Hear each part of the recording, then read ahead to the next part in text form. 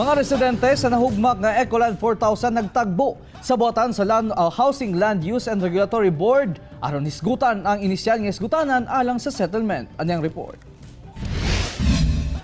Naabtan sa One Mindanao ang panagtagbo sa mga homeowners sa Ecoland 4000 o gilang representante sa buhatan sa HLURB aron hisgutan ang gipresentang settlement plan sa DMCI Homes kanila.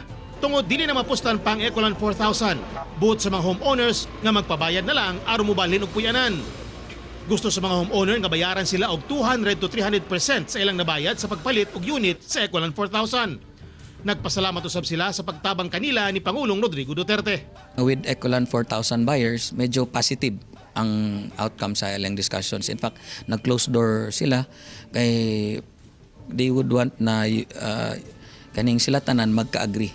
Although the MCI has offered to give us 150% of the acquisition cost as stated by Mr. Isidro of the MCI through the intervention of our president, this was not yet presented to the whole group. Gawa sa Ecoland 4000, naumansab nga musunod og file og claim ang ubang nakapalit sa tulo ka mga properties sa DMCI sama sa Palmetto, Magallanes Residences ug Verdon Park. Maong mga property gipasuspindi na sa HLURB ang payment sa monthly amortization. Tambag sa ahensya nga maghugpong ang mga buyer sa maong mga property. Ilista ninyo unsay claims na inyong gusto. And the best is for you to organize as a group. Sama ani no? Nagkagrupo na sila eh. So mas kusog ang ilahang kaning kung so bargaining power nila sa developer.